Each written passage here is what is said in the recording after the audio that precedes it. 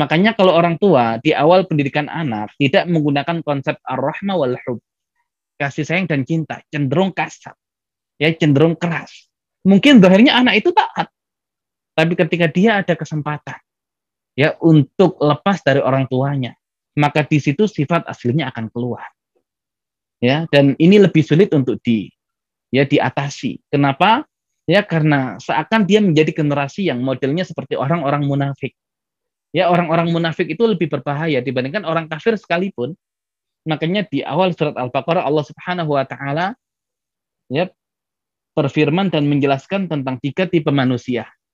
Dari ayat 1 sampai ayat 20. Maka 5 ayat pertama tentang tipe orang bertakwa. Ya, tipe orang beriman, antara hati dan kenyataannya sama-sama imannya. Ayat ke-6 dan ke-7 berbicara tentang orang-orang kafir yang antara hati dengan ya perbuatan zahirnya sama-sama kufurnya. Tapi dari ayat ke-8 sampai ya ke-20, 13 ayat berbicara tentang orang-orang munafik yang hatinya tidak baik, tapi zahirnya menampakkan kebaikan. Dan yang demikian lebih berbahaya. Ya, yang demikian lebih berbahaya. Maka kenapa ya di Islam itu ya untuk masalah agama tidak boleh ada paksaan. La ikraha fiddin. Tidak ada paksaan dalam agama. Kenapa? Karena seandainya orang di luar Islam dipaksa masuk agama Islam, ya justru antara hati dia dengan perbuatan zahirnya tidak sama dan itu berbahaya. Makanya orang munafik itu berbahaya. Kenapa? Karena tampilannya baik, tapi hatinya tidak baik. Dan generasi kita kalau kemudian ya kita didik dengan ya kekerasan, ya dengan cara mendidik yang kasar, ya dengan caci maki, ya dengan hukuman, dengan ancaman, yang ada dia zahirnya nurut, tapi ketika ada kesempatan ya untuk berbuat tidak taat, ya dia akan lakukan itu. Ya makanya kalau kemudian kita lihat, ya kemudian kita lihat, ya mungkin negara-negara yang menerapkan hukum keras di sana, ya orang Saudi atau mungkin yang lain, ya di sana mereka cenderung menjadi orang-orang yang bisa diatur.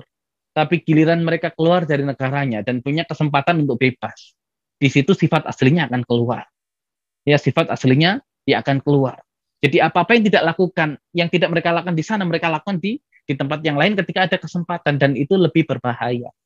Makanya kalau kita mendidik anak kita, ya hanya melihat hasil instannya, walaupun kita tempuh dengan cara pendidikan yang keras dan kasar, akhirnya dia baik di depan kita, tapi di belakang kita tidak tahu, dan itu lebih berbahaya. Makanya kenapa Rasul mengajarkan kepada kita untuk pendidikan anak itu adalah dengan landasan cinta dan kasih sayang. Ya, agar anak itu tidak merasa terpaksa, tapi dia punya kesadaran untuk menjadi pribadi yang baik, dan dia tidak cenderung menjadi generasi yang munafik, yang menyimpan keburukan tapi menampakkan kebaikan. Kenapa? Karena yang demikian sulit untuk diobati. Karena orang tua merasa anaknya sudah baik, tapi ternyata dia tidak baik. Ya, sehingga kemudian di tempat yang lain dia akan ya mengeluarkan jati dirinya sebagai pribadi yang tidak baik. Dan itu lebih berbahaya. Dan biasanya juga generasi yang suka bohong itu ya adalah generasi yang cara didik orang tuanya itu terlalu kasar, terlalu keras di awal. Ya, sehingga dia takut kalau nggak bohong dihukum orang tuanya. Maka dia lebih memilih untuk berbohong dibandingkan berbicara jujur. Ya, jadi jangan-jangan generasi kita ini banyak pembohongnya. Ya, disebabkan oleh pendidikan orang tua yang cenderung ya keras dan penuh dengan ancaman, sehingga dari kecil anak-anak ini lebih memilih berbohong daripada jujur ya untuk menghindari hukuman dari orang tua. Nah, makanya ini yang kemudian ya perlu kita munculkan. Ya, perlu kita munculkan rahmat dan cinta ini yang harus dimunculkan di awal. Agar ketika menjadi pribadi yang baik itu memang dia murni baik. Ya, karena kesadaran dia, bukan karena keterpaksaan. Ya, bukan karena keterpaksaan. Nah, ini pula yang dicontohkan oleh Rasulullah Sallallahu Alaihi Wasallam. Makanya boleh dikatakan dengan Nabiur Rahmah, Nabi yang penuh dengan kasih sayang. Nah, tapi itu kan teorinya. Ya itu kan teorinya. Faktanya kan kita berat untuk lemah lembut, ya untuk ya penuh dengan kasih sayang, penuh dengan cinta, yang ada bawaannya emosi, gitu ya. Jadi anak ya disuruh tilawah, nggak baca-baca, emosi kita. Ya sudah emosi, hukum, gitu ya. biar dia mau baca. Ya mungkin dia baca, ya tapi dia baca karena terpaksa kita paksa dia. Ya bukan karena kesadaran. Ketika dia ada kesempatan ya untuk melepaskan diri, dia lepaskan itu. Ya karena kita pengen instan. Ya disuruh murojaah nggak murojaah. Ya disuruh apa nggak jalan. Ya kemudian kita marahi, kita hukum, ya kita ya kasih sanksi yang berat. Ya yang ada kemudian dia baik di hadapan kita tapi hatinya belum hidup. Ya jalannya itu masih perlu didorong. Dan generasi yang jalannya itu masih perlu didorong, nah itu kita akan capek dorong. Ketika tidak ada yang dorong, dia akan berhenti. Tapi kalau kemudian ya hatinya itu hidup dengan cinta dan kasih sayang, ibarat mobil yang mesinnya ya hidup, tidak perlu kita dorong, dia jalan dengan sendirinya. Ya karena dia lakukan itu ya atas dasar kesadaran dan faktor cinta yang sudah ada dalam dirinya. Maka Allah Subhanahu wa taala membangun hubungan kita ya dengan Allah Subhanahu wa taala dengan ya hubungan kasih sayang. Ya karena itu yang Allah harapkan agar kita ini ketika beribadah kepada Allah pun murni karena kita taat kepada Allah. Dan ini yang perlu dicontoh oleh orang tua dalam menjalin hubungan dengan anaknya, sehingga kalau anaknya itu taat kepada orang tua, murni taat kepada orang tua, bukan karena takut kepada orang tua. Ya, bukan karena khawatir disiksa ataupun disanksi, dihukum oleh orang tua. Ya, makanya kalau kemudian kita lihat ya antara wahyu yang pertama kali Allah turunkan dan wahyu yang menjadi pembuka mushaf Al-Qur'an. Ya, kita coba korelasikan antara wahyu yang pertama kali Allah turunkan yaitu Al-Alaq 1 sampai 5, kemudian dengan wahyu pembuka mushaf Al-Qur'an yaitu surat Al-Fatihah. Nah, Allah Subhanahu wa taala berfirman, "Iqra bismi rabbikal ladzi khalaq." Bacalah dengan menyebut nama Rabbmu yang menciptakan. Khalaqal insana min 'alaq, yang telah menciptakan manusia dari alaq, sesuatu yang menggantung. Ya, segumpal darah yang menggantung. Iqra wa rabbukal akram. Bacalah dan Rabbmu lah yang paling pemurah, alladzi 'allama bil qalam, yang mengajarkan melalui perantara pena, alamal insana ma lam ya'lam, yang mengajarkan manusia apa-apa yang belum diketahuinya. Nah, di awal ya Allah Subhanahu wa taala memulai Al-Fatihah dengan bismillahirrahmanirrahim. Apa hubungannya? Ya, apa hubungannya? Seakan Allah Subhanahu wa taala menciptakan kita untuk beribadah kepada Allah. Tapi ya Allah, bagaimana agar setiap waktu kita bernilai ibadah? Bisa. Waktu kalian bisa bernilai ibadah manakala setiap amal yang kalian lakukan ditempeli dengan bismillah. Ya, maka kalian tidur, baca bismillah, tidur kalian menjadi ibadah. Kalian makan, baca bismillah, makan kalian menjadi ibadah. Ya, kalian bekerja, baca bismillah, pekerjaan kalian menjadi ibadah. Jadi fungsi bismillah itu menjadikan setiap amal kita bernilai ibadah. Makanya Nabi Shallallahu Alaihi Wasallam bersabda, kullu amrin dzibalin la yubda'u fihi bi bismillahirrahmanirrahim fahuwa abtar. Setiap urusan yang tidak dimulai dengan bismillah, maka dia terputus. Terputus dari rahmat Allah, terputus dari keberkahan Allah, terputus dari nilai pahala. Kenapa? Karena dia tidak bernilai ibadah. Nah, kemudian aktivitas yang terbaik itu apa sih ya Allah? Ternyata aktivitas yang terbaik adalah iqra, adalah membaca. Yang tujuan dari membaca itu adalah bismi rabbikal ladzi khalaq, untuk mengenal Allah Subhanahu wa taala yang menciptakan. Ya, jadi semua aktivitas kita itu baik, tapi aktivitas yang paling utama adalah membaca, yaitu thalabul ilm, menuntut ilmu yang dengannya kita mengenal Allah Subhanahu wa taala. Nah, kemudian khalaqal insana min 'alaq, yang dia telah menciptakan manusia dari alaq, dari segumpal darah yang menggantung. Bahkan Allah jadikan kata alaq menjadi nama surat. Kenapa fase yang Allah sebutkan ya adalah fase alaq, fase di mana manusia menggantung. Kenapa tidak fase nutfah, fase mudghah, ya fase idham atau fase yang lain? Kenapa fase yang Allah sebutkan dalam wahyu yang pertama kali turun adalah alaq, setatnya menggantung.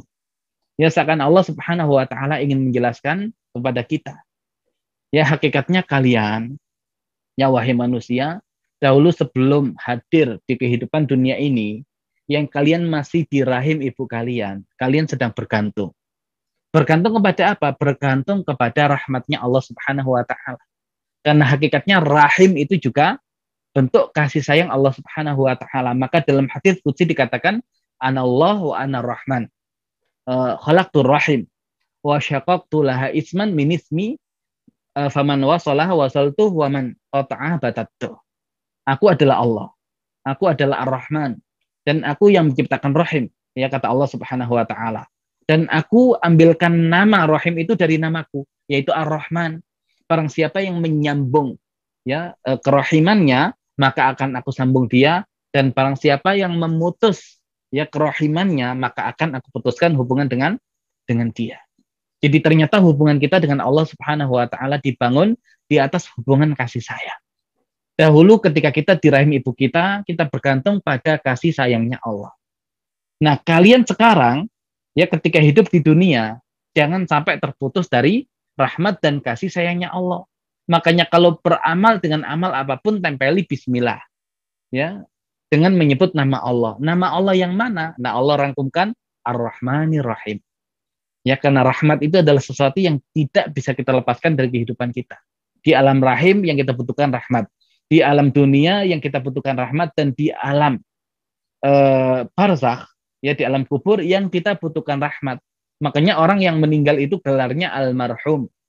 Ya kalau laki-laki, yang perempuan gelarnya almarhumah.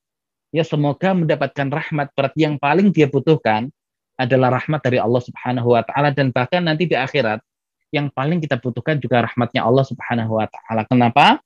Karena kita pun masuk surga itu bukan karena amal kita. Ya, amal kita itu nggak cukup untuk mendapatkan surganya Allah Subhanahu wa taala. Tapi kenapa amal kita yang tidak cukup itu menjadikan kita bisa masuk surga? Nah, sebabnya kita mendapatkan rahmat dari Allah Subhanahu wa taala. Ya, maka Nabi kita mengatakan lan yudkhila ahadakum amaluhu al-jannah. Tidaklah salah seorang di antara kalian amalnya itu bisa memasukkan dia ke dalam surga. Maka sahabat berkata, wal anta ya Rasulullah, termasuk engkau ya Rasulullah. Maka Rasul mengatakan wala ana, termasuk juga saya. Illa ayyataghammadani Allah birahmati wa fadlih. Kecuali karena Allah Subhanahu wa taala curahkan rahmat dan kasih sayangnya. Ya, curahkan kasih sayang dan keutamaannya. Jadi sampai Rasulullah pun menyadari beliau masuk surga itu sebabnya ya adalah rahmat Allah Subhanahu wa taala. Nah, berarti kalau kemudian kita ditanya, hubungan kita dengan Allah Subhanahu wa taala dibangun di atas hubungan apa? Di atas hubungan rahmat. Ya, kita bisa hidup di alam rahim karena kebaikan Allah, karena rahmatnya Allah. Kita hidup di dunia ya karena rahmat dan kebaikan Allah. Di alam kubur ya karena kebaikan dan rahmat Allah. Bahkan di akhirat ya untuk masuk surga karena rahmat dan kebaikan Allah. Ya, maka kalau kita sadari itu, kita akan cinta kepada Allah. Dan kalau kita sudah cinta kepada Allah, Allah perintahkan apapun kita jalankan. Dan ini yang harus kita terapkan untuk ya pendidikan generasi kita. Kalau dia sudah merasakan semua kebaikan kita, ya cinta kita, kelembutan kita, ya dan dia suka kepada kita, dia cinta kepada kita, apapun kebaikan yang kita perintahkan, ya dia akan jalankan dengan sukarela. Bukan karena paksaan, bukan karena takut, ya dengan hukuman. Nah, ini yang kemudian menjadikan generasi kita menjadi generasi yang sehat. Ya tidak perlu dikasih obat, ya dengan memberikan hukuman pukulan ataupun yang lain.